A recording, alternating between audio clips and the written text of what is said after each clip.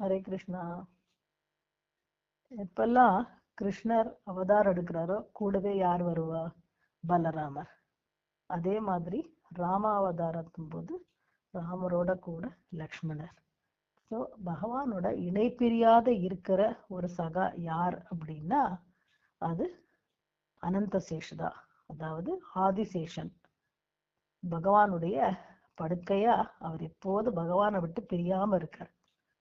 எந்த அளவுக்கு அப்படின்னா ஒரு சமயம் மகாலட்சுமி விஷ்ணு கிட்ட சொல்றாளாம், இந்த மாதிரி நம்ம 2 பேரும் கொஞ்ச நேரமாவது தனிமையில இருக்கணும் அப்படின்னு, நம்ம 2 பேருக்கு மட்டும் பிரைவேட்டா கொஞ்சம் டைம் வேணும்னு எனக்கு ஆசையா இருக்கு, அது நீங்க தர முடியுமான்னு கேட்டவுடனே பகவான் சொல்றாரா, நான் என்ன தனியா உனக்கு எப்ப டைம் தராம இருக்கேன்? எப்பயுமே இந்த வைகுண்டத்துல நான் இருக்கேன், நீ இருக்க, வேற யார் வரா? இங்க யாராவது வரணும் அப்படின்னா கூட நான் தானே போய் அவளை பாக்குறேன் அப்படின்னு சொல்ல, மிஞ்சி மிஞ்சி போனா நாரதர் வருவேன் அப்படின்ன உடனே, நீங்க என்ன இப்படி சொல்றேன், உங்களோட படுக்கை இருக்கே அப்படின்ன உடனே அப்படி பாக்குற அனந்த சேஷன்.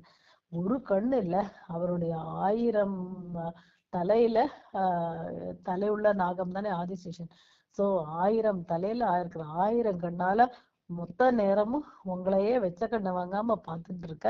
இதுல அவரை வச்சுண்டு நீங்க எனக்கு பிரைவேட்டா டைம் தரேன்னு சொல்றேன் இல்லையா அப்படின்னு கேட்டாலாம்.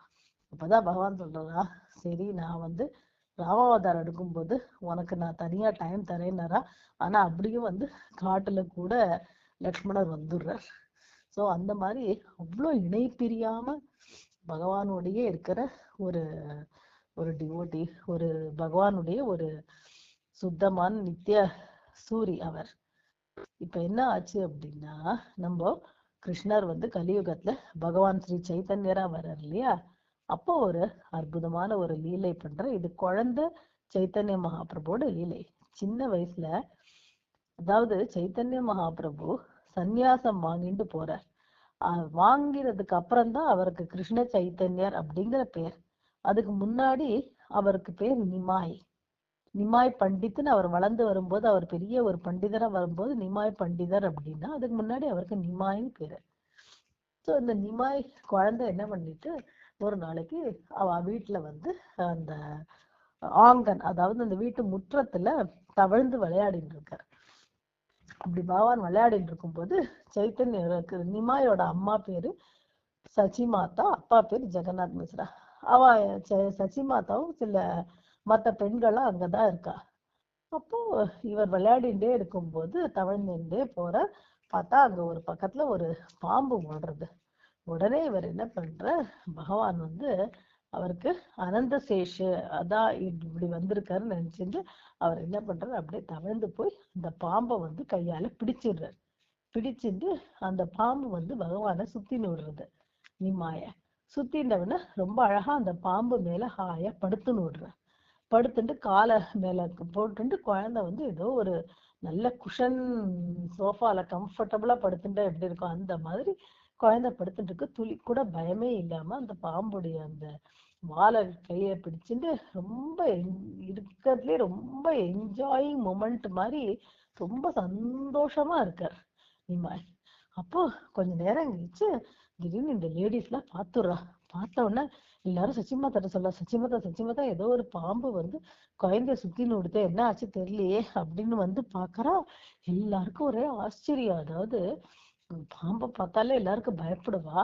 இங்க என்னடானா இந்த பாம்பு மேல நன்னா படுத்துட்டு இருக்க நிமாய். அது மட்டும் இல்லாம மூஞ்சியில ஒரு முகத்துல ஒரு பிரசன்ன வதனம், ஒரே ஒரு சிரிப்புல மந்தகாசமா அவங்க இருக்கார். அப்போ அந்த நல்ல நிமாய் தக தக தகன்னு கோல்டன் கலர்ல இருப்பார். குழந்தை தங்க விக்கிரகம் மாதிரி, குழந்தைங்கிறமே அந்த தங்க விக்கிரகம் மாதிரி நிஜமாவே ஒரு குழந்தைன்னா அது நிமாய் தான். அப்போ அவர் பாக்குற, அப்ப உடனே டக்குன்னு அந்த பாம்பு இத்தனை பேர் கூடி வரத பார்த்த உடனே என்ன பண்றது, சரி நம்ம நகர்ந்துட்டா பெட்டர், ஏன்னா இங்க நம்மளால ஒரு கன்ஃபியூஷன் இங்க நடக்கப்படாது அப்படின்னுட்டு மொல்லமா அந்த பாம்பு அப்படியே அங்கேருந்து நகர்ந்து போக ஆரம்பிக்கிறது. பகவான் ஆனந்தமா அந்த அனந்த சயனத்துல, ஏன்னா அனந்த சயனம்ங்கிறது ஒரு ஒரு பகவானுடைய சயன கோலத்துல அது ஒரு முக்கியமான சயன கோலம். அவர் ரொம்ப ஆனந்தமா அனந்த சயனம் பண்ணிட்டு இருக்காரு அப்படிமா. அது மாதிரி அப்படி ஆனந்தமா அந்த அனந்த சயனத்துடைய மயக்கத்துல நிமாய் அப்படியே ரசிச்சுட்டு இருக்கும்போது இந்த உள்ளமா இந்த பாம்பு நிழவறத பார்த்தோன்னா குழந்தை என்ன பண்ணிட்டு திருப்பி போய் அந்த பாம்பை பிடிக்க போச்சு. ஆனா சேஸ் பண்ணிட்டு போற நிமாய். ஆனா அதுக்குள்ள அந்த பாம்பு கிடு கிடு கிடுன்னு போயிடுறது. ஏன்னா டிஸ்டர்பன்ஸ் பண்ணக்கூடாது அப்படின்னுட்டு அவர் போயிடுறாரு அந்த சேஷன். இப்போ பகவான் அப்புறம் அங்க இருக்கிற பெண்கள்லாம் உடனே அவ என்ன பண்றா, எப்படி யசோதைக்கு யோகமாய மாதிரி இவாளுக்கும் அந்த யோகமாய இருக்கிறதுனால அவளுக்கு நிமா யாருங்கிறது புரியல. அந்த பாம்பு என்ன, இங்க என்ன நடந்தது இப்போ? ஏன்னா பகவானுக்கும் ஒரு பக்தனுக்கும் உள்ள ஒரு அற்புதமான உறவு என்ன அப்படிங்கறத, அதுல ரெண்டு பேரும் எவ்வளவு ஒருத்தருக்கு ஒருத்தர் சந்தோஷப்பட்டுக்கிறா அப்படிங்கறத அங்க அந்த லீலையை அவ கண்ணு முன்னாடி அவ பார்க்க கிடைச்சுது. ஆனா பகவான் யோகமாயால கவர் பண்ணிடுறார். உடனே அவ என்ன பண்றான்னா அங்க கங்கை தண்ணி எடுத்து தெளிச்சு, அப்புறம் பல மந்திரங்கள் எல்லாம் சொல்லி எல்லாரும் கருடா கருடா கருடான்னு கூப்பிட ஆரம்பிச்சிடுறாள். ஏன்னா அப்பதான் இந்த பாம்பு சீக்கிரம் போகும், இனி வராது, பாம்பு தோஷம் வராதுன்னு கருடனுடைய பெயரை எல்லாரும் ஸ்மரணம் பண்றா. அப்புறம் ஸ்லோகங்கள்லாம் சொல்லி மந்திரங்கள்லாம் சொல்லி எல்லாரும் குழந்தைக்கு ஆசீர்வாதம் பண்றா. அப்புறம் நிறைய பேர் ஊதி விடுறா. இந்த மாதிரிலாம் பண்ணி கொஞ்சம் குழந்தைய ஆஹ் ஒரு ஆறுதல் படுத்துறாளாம். ஆக்சுவலா குழந்தை அழவே இல்லை, சந்தோஷமா தான் இருந்தது. இருந்தாலும் அவளுக்கு ஒரு கவலை. இப்படி பண்ணி போறவும் பகவான் சிரிச்சுட்டு சந்தோஷமா அவ சச்சி மாதாவுடைய மேல ஏறி அதுக்கப்புறம் கட்டின்னு விடுறார் நிமாய். அப்புறம் அங்க இருக்கிறவளுக்கு எல்லா அந்த டென்ஷன் எல்லாம் போய் அந்த ஆனந்தத்துல அந்த நிமாயை அவ எல்லாரும் உடனே ஒருத்தர் மாத்தி ஒருத்தர் தூக்கி கொஞ்சம் ஆரம்பிக்கிறா. ஹரே கிருஷ்ணா கிருஷ்ண கிருஷ்ணா ஹரே ஹரே, ஹரே ராம ராம ராம ஹரே ஹரே.